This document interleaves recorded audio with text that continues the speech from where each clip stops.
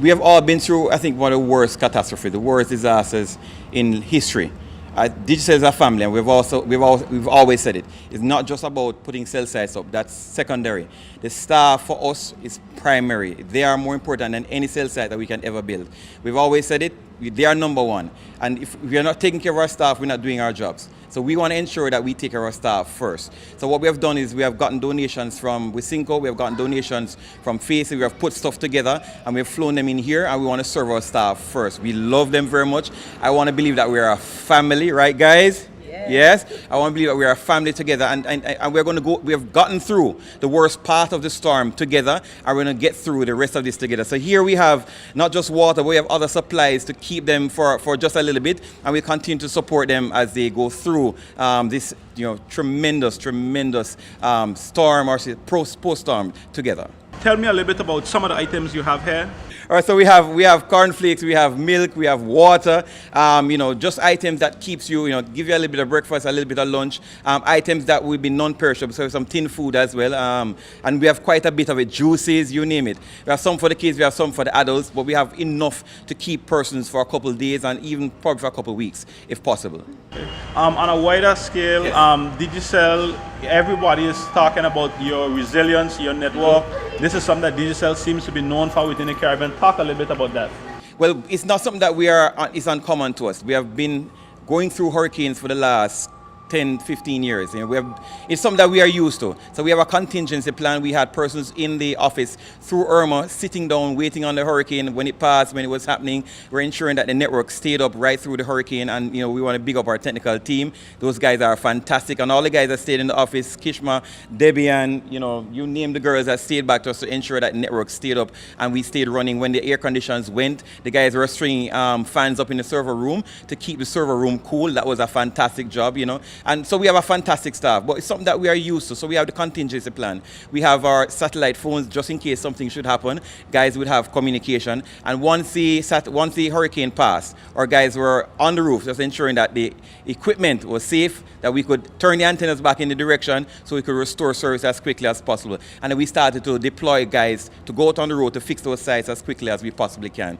And then we started to reach out for help to bring additional resources in. So I think day 4, we brought in about 30 persons on the island on a private charter, and we continued to rotate these guys back and forth just to ensure we got the network up and running. So we started in Rotown, then we moved out east, and we kind of moved west, and we focused our efforts on Virgin Gorda because that was a priority for us as well. So we got Virgin Gorda up and running quickly, and then we're now moving into Anegada. We've extended coverage there. It's like Anegada, you're covered, guys, and now we're getting Just Van Dyke covered. But again, it's not just about the coverage. It's not just about the cell sites and getting that. That's great. But we want to ensure the community feels us, that we are integrated, that they feel that we are part of rebuilding this fantastic territory. All right. Obviously, you guys have a lot of experience with this. Anything you want to say generally to the community spirit? Talk Sure. about, obviously, Digicel obviously is going to be around. Anything you want to say to them specifically in terms of resilience, as well as how long it's going to be before they get service in their specific area? Well, what I want to say is that be patient with us, guys. We are working with resources that are stretched. Guys have been here since September 6th. They have, we have stayed in the office. We have slept in the office, on the office floors. We have done what we need to do just to ensure that we can restore service. We're asking you to be patient with us. So when the service is restored to your community, and your data may not be as fast as it was before the storm, please do not complain. We are restoring the service. It's going to take some time. Do not go on social media, BVI community, and complain about the service. There are persons who still do not have coverage. And, I'm not going to knock any other operator. We are running our own race. And so we are restoring that communication to you. What we want to do is ensure we get primary service, voice, basic data back to you. And then we start doing optimization for the LTE. But we have to work together. So work with us as we try and build a bigger and better service for the territory. Carla Christopher McGrath. I'm actually new to the community. I just moved back here, and I came to stay with my cousin for Digicel during the storm. And Digicel has been awesome to me because I came here just basically to stay with her for the storm, and they've taken me and made me a part of their family and really helped me out a whole lot and made me not think about what actually happened out there, because I changed my whole life moving here.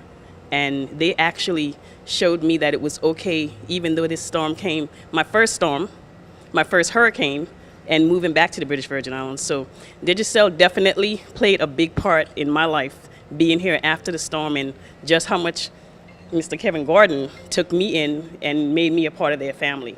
And the whole staff, you know, they were all welcoming and helped me out a whole lot. So I totally appreciate Digicel.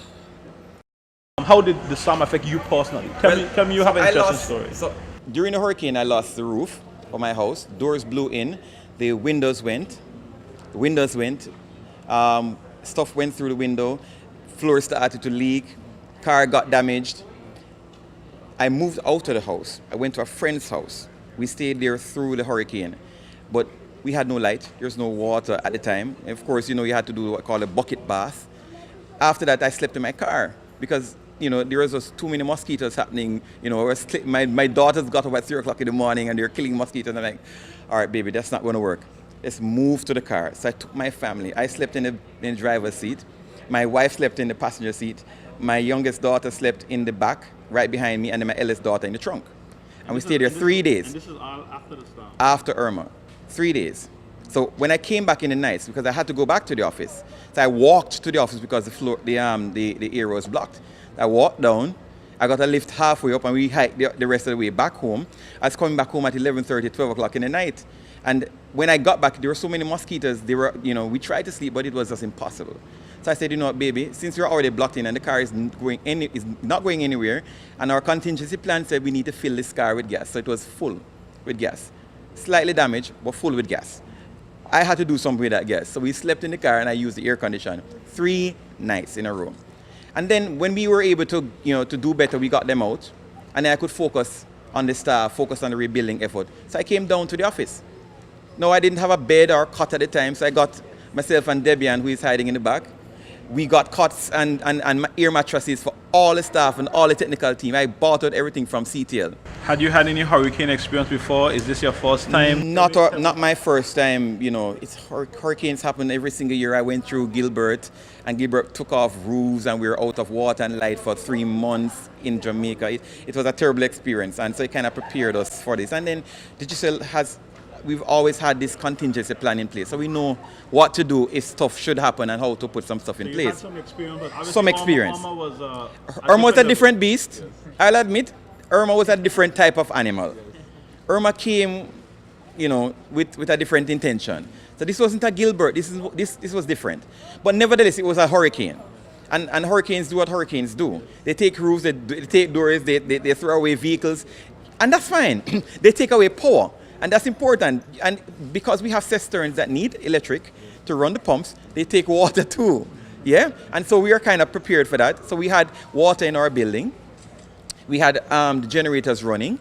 That was already filled. So we had all the guys relocate to our office. And so for the first couple of days, I slept on my floor. Right in my office, on the floor. I had guys on air mattresses. When we couldn't find air mattresses anymore, we bought some floaties. Yeah? Some single floaties. And guys slept on the floaties. We got beds. We got the pillows from CTL. Michael, you're a fantastic guy. David, love you. You know, when CTL was closed, Clarence Thomas was closed, so everybody were open to me. And I went into Michael. Michael said, Kevin, whatever you need, take it. And we'll bill you after. There's one person working at the time. He just gave me that guy. Said, whatever he needs, give it to him. And so, Michael, thank you very much. You're a fantastic support. And so we took all their air mattresses and the guys just spread them. So we had about 20, 25 persons sleeping in the office. And when the support staff came in, we had up to 50 persons sleeping with one bathroom. So for me to bathe in the morning, I would have to get up at 4:30, have my devotions, and quickly go to the bathroom.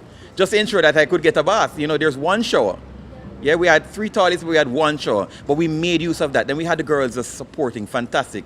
Debian and Carla, we spoke about here. Then we gotten support staff after that just to help with the cooking. But these girls took the ball.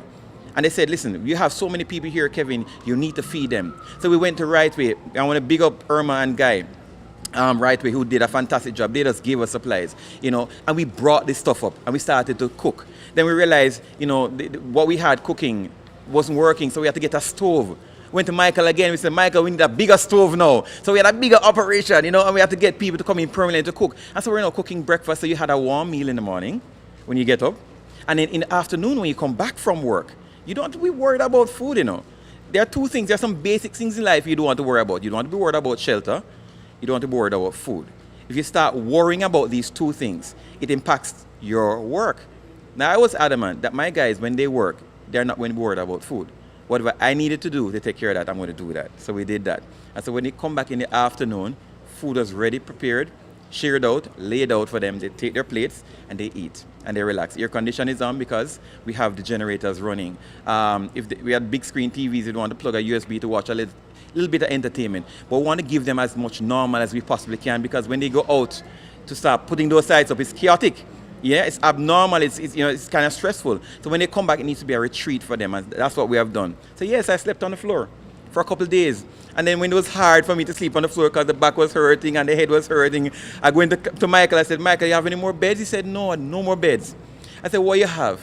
He said, boy, I have a sleeping bag. I said, give it to me. Give me the sleeping bag. So I took the sleeping bag and I slept on the floor in the sleeping bag. It was a comfortable experience. It was a humbling experience. And it was I would say a unifying experience as well. I think it brought us together as a team. We were a family before, or we were together before, but we became a family in Irma. So it was for me fantastic. I would say I wouldn't trade it for the world, because we have become a lot closer as a family, and so out of this we have bonded as a family. I know these girls in a different way. I see some of the guys that came, they're no longer just staff, but I see them in a different light now. I wake up with them in the morning, I see them before the makeup goes on the face, you get to see them in a different capacity. It's fantastic, but we are family together, and that's what I love.